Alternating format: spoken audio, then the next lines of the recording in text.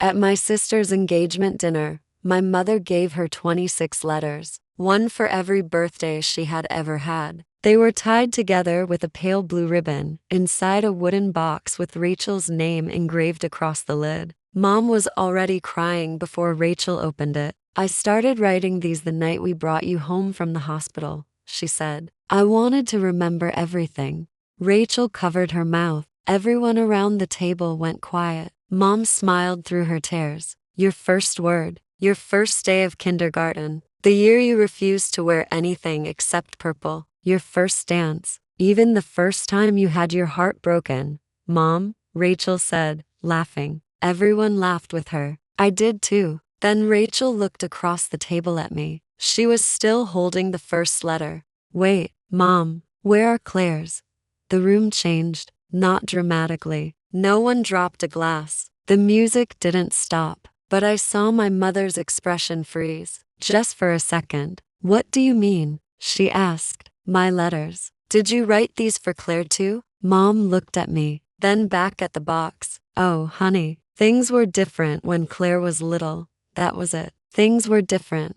My father cleared his throat and raised his wine glass. "Well, I think we need another toast." And just like that, the conversation moved on. Someone laughed. A waiter brought another bottle of wine, and under the table, my phone vibrated. I looked down. Portland Neurology Associates. One new voicemail. I didn't listen to it until I was alone in my car. The doctor's voice was calm, too calm. "Claire, this is Dr. Morrison. I reviewed your MRI. I need you to call me first thing tomorrow morning. I don't want to discuss these results over voicemail." I sat behind the steering wheel for a long time. Then I looked back through the restaurant window. My mother had her arm around Rachel. My father was taking a picture of them. And suddenly, one question came into my mind. If something happened to me tonight, how much would my family actually know about the person they lost? The answer came the next morning. Not much. Dr. Morrison showed me the scan on a computer screen. There was a mass near the left side of my brain.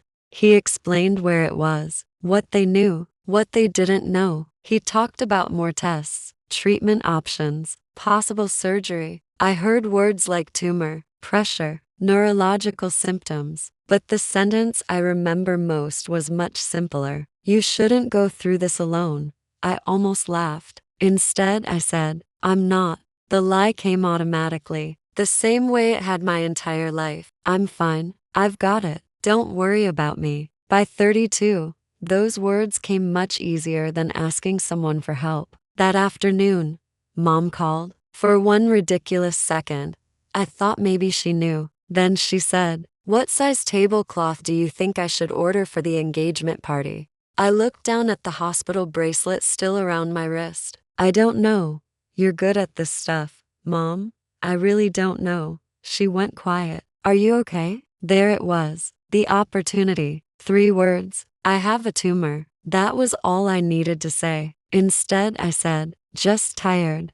"Well, get some rest. You've always pushed yourself too hard." Then she spent the next 10 minutes telling me about Rachel's wedding venue. I listened. I even took notes. My parents weren't cruel people. That's important. Dad paid half my college tuition. Mom mailed me a check when my first car died. They sent birthday cards, Christmas presents. They called. Sometimes, if you asked them whether they loved both their daughters, they would have been offended by the question. But Rachel and I grew up in 2 different versions of the same family. When I was 6, Dad's engineering firm transferred him to Arizona for a long-term project. Mom went with him. They thought moving me twice in 2 years would be disruptive, so I stayed in Oregon with my grandmother. The project was supposed to last 1 year. It lasted almost 4. By the time my parents came home permanently, I was 10. Rachel was 4. She had spent almost her entire life with them. I hadn't. No one sat down and decided to leave me out.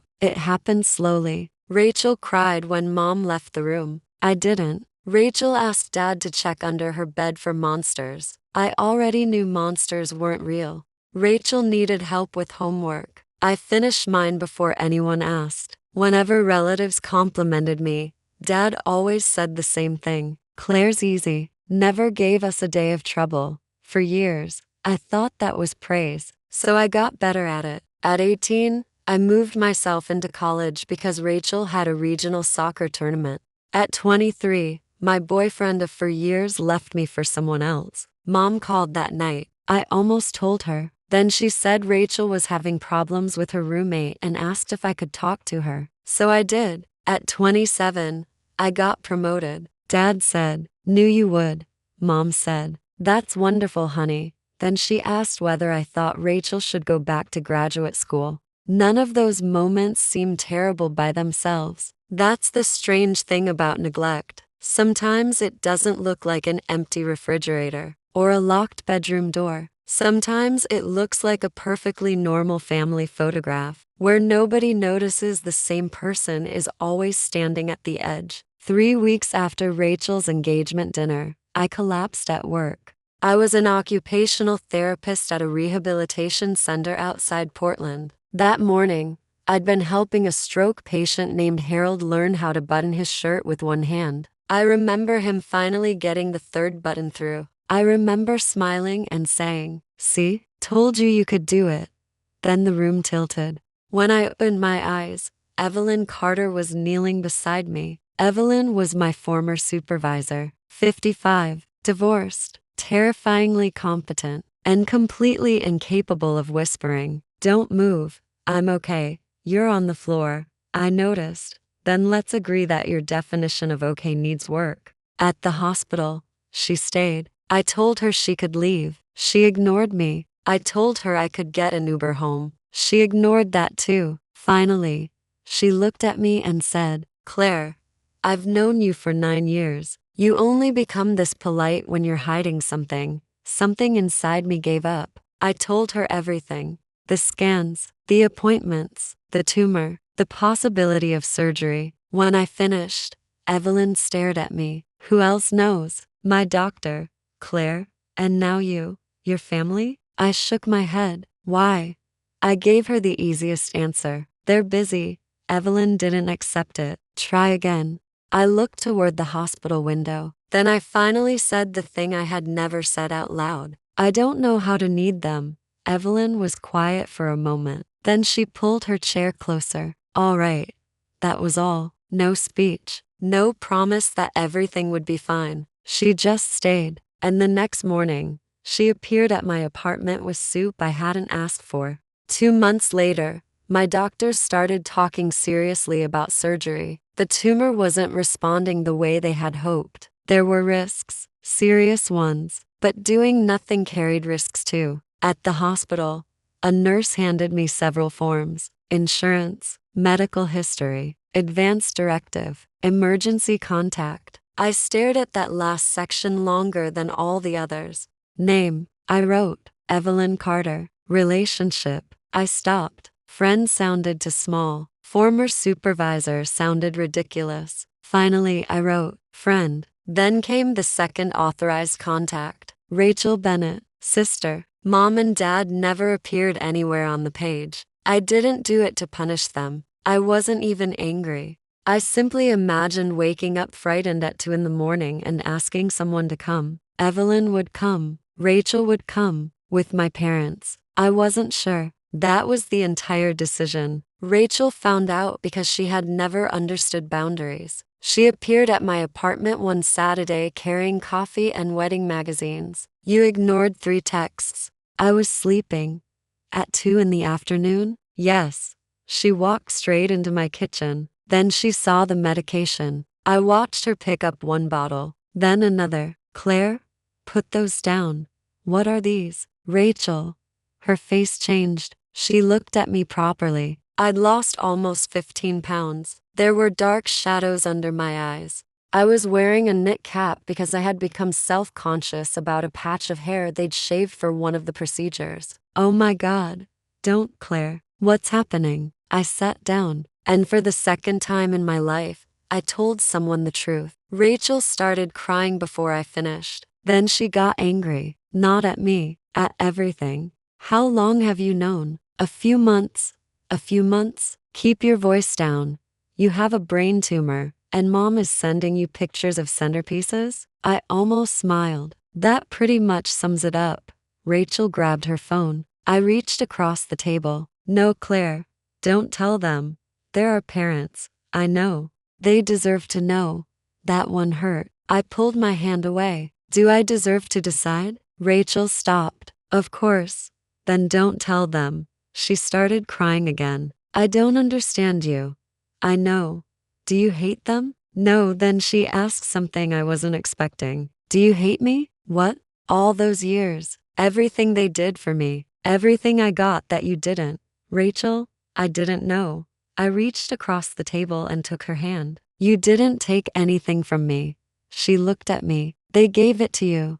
Rachel covered her face. I moved around the table and held her. Funny, even then, I was comforting someone else. After that, Rachel started asking questions. Not to me, to Mom. What does Claire order at that Thai place? Mom didn't know. What was the name of Claire's college boyfriend? Mom remembered there had been one. What hospital does Claire work at? Mom named a hospital downtown. I didn't work at a hospital. What did Claire get her degree in? Mom knew that one, mostly. Then Rachel asked Dad when I had moved into my first apartment. He couldn't remember. One Sunday, Mom finally snapped. What is this? Some kind of quiz? Rachel told me later that she looked across the kitchen and asked, if Claire disappeared tomorrow, what would you miss about her? Mom got angry. What kind of horrible question is that? Rachel said, answer it. Mom couldn't. Not immediately. And sometimes, hesitation is an answer. My surgery was scheduled for October. I still hadn't told my parents. Evelyn thought I should. Rachel definitely thought I should. But I couldn't bear the idea of Mom crying and me having to tell her, it's okay. Because I knew myself, I would end up comforting her. And I didn't have enough strength left for that. The night before surgery, Rachel stayed with me. At midnight, she climbed into the hospital bed beside me like we were children again. You know this bed is designed for one person. I've lost weight. You haven't. Rude. For a while we said nothing. Then she whispered, I'm scared. Me too. It was the first time I had said it. Not, I'm fine. Not, don't worry. Just, I'm scared. Rachel took my hand. What if something happens? You call Evelyn. You know what I mean. I did. What about Mom and Dad? I stared at the ceiling. If things go wrong, tell them. Rachel squeezed my fingers. That's a terrible job to give your little sister. I know. I hate you. No, you don't. She was quiet. No, I really don't. The surgery lasted 9 hours. I remember none of it. What I know came from other people. There was a complication. Bleeding. My blood pressure dropped. The surgeon needed more time than expected. And sometime after midnight, Rachel broke her promise. She called Dad. My parents rushed to the hospital. Mom ran to the desk demanding information. The nurse checked my chart. I'm sorry. Miss Bennett has restricted medical information to her authorized contacts. I'm her mother. I understand. Then tell me what's happening. I can't. My daughter is having brain surgery. The nurse remained calm. Her authorized contacts are Evelyn Carter and Rachel Bennett. Mom stared at her. Who is Evelyn Carter? Then the doors opened. Evelyn walked out wearing a hospital visitor badge. My mother looked at a woman she had met maybe twice in her life. A woman who knew my surgeon's name, who knew my medications, who knew I couldn't tolerate coffee anymore, who knew which side of my head hurt, who had driven me to appointments, who had sat beside me while I signed the forms. Mom looked at her. Why are you allowed back there? Evelyn didn't answer. She didn't need to. Dad sank into a chair. Then he said something he had proudly said for more than 20 years. I don't understand. Claire never needed us. Rachel looked at him. No, Dad? She stopped asking. Nobody spoke after that. I woke up 36 hours later. Evelyn was there. Rachel was asleep in a chair, and through the glass beyond them, I saw my parents. Mom looked 20 years older. Dad had both hands wrapped around a paper coffee cup. He wasn't drinking. When Mom realized my eyes were open, she stood. She didn't rush in. She couldn't. Not until I said she could. Maybe that was when she finally understood. I nodded. The nurse let them enter. Mom approached my bed slowly. "Hi, sweetheart." I couldn't speak yet. She touched my hand, then immediately pulled hers away. "Sorry." I had never seen my mother afraid to touch me. Dad stood behind her. His eyes were red. For once, neither of them had advice. Neither had explanations. Mom finally whispered, "I didn't know." I closed my eyes. That was the problem. Recovery took months. I had to relearn small things I had spent my career teaching other people to do. Balance, coordination, certain words. The irony wasn't lost on me. My parents came almost every day. Mom brought food. Dad researched rehabilitation exercises until I threatened to ban him from Google. They apologized, again and again. Eventually, I asked them to stop. "Sorry doesn't fix it faster because you say it more." Mom nodded. "I know. No, I don't think you do."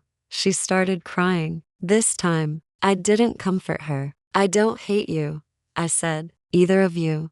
Dad looked down. "But I don't know how to be your daughter the way you suddenly want me to be." Mom wiped her face. "We can learn. You can." She waited. "But I might not." That was the hardest truth I had ever given her. "I spent years wanting you to notice me. Then I spent years teaching myself not to care. I can't just turn that off because you're ready now." Mom's face crumpled. "Still," she nodded. "Okay. We can have a relationship." She looked up. "But you don't get to pretend you were part of the things you missed." For a long time, nobody said anything. Then Dad quietly said, "That's fair." It wasn't forgiveness. It wasn't reconciliation. It was a boundary. And strangely, it was the first honest foundation our family had ever had.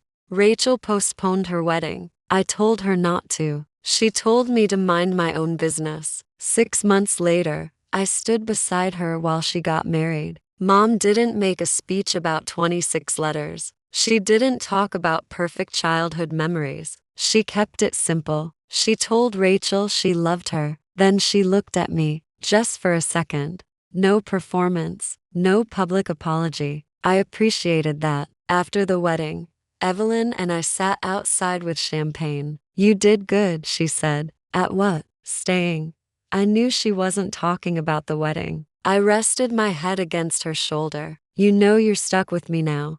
I've made worse mistakes." "Name one." "Hiring you." I laughed so hard my head hurt, and for the first time, that didn't scare me. A year after my surgery, another letter arrived. Mom's handwriting. For months, she had been sending them. Not apologies. I had asked her to stop apologizing. Instead, she wrote about ordinary things happening now. The first letter said she remembered I hated raisins. Then she realized she had spent years putting them in the Christmas stuffing. The second said she'd read an article about occupational therapy and finally understood what my job actually involved. One told me Dad had tried to make the soup I liked and nearly destroyed the kitchen. Another said she'd driven past my old high school and wondered how many days I had come home wanting to tell her something, and hadn't. That one took me 3 days to finish. The latest letter was shorter. "Claire, you told me I can't go back and become the mother you needed when you were 6, or 16, or 26. You're right. So I'm trying very hard to know the woman you are at 33. Today I learned that you put cinnamon in your coffee when you're tired, but never when you're working. I don't know why. Maybe someday you'll tell me. Love, Mom." I read it twice. Then I opened the drawer beside my bed. 11 envelopes were stacked inside. I placed the 12th on top. I hadn't answered any of them. Not yet. Maybe I would someday. Maybe I wouldn't. But I hadn't thrown them away. My phone rang. "Rachel," I answered. Before I could even say hello, she shouted, "Claire, Mom wants to know why you put cinnamon in your coffee only when you're tired." I laughed. "She's driving you crazy, isn't she? You created this monster." In the background, I heard Mom yell, "Ask her." Rachel groaned. I walked into the kitchen and looked out the window. Rain was falling softly over Portland. For most of my life, I thought healing meant getting back everything I'd missed. It doesn't. Some things don't come back. Some relationships never become what they should have been. And sometimes forgiveness isn't opening the door and pretending nobody ever left. Sometimes it's opening it 3 inches, then waiting, seeing what the other person does with the space you've given them. Tell Mom I'll explain it next time I see her. Rachel went quiet. Then I heard her repeat it. There was another silence on the other end. And then faintly, I heard my mother say, "Okay. Not when, not why not today, just, okay." I smiled. For once, nobody was asking me for more than I was ready to give. And for now, 3 inches was enough.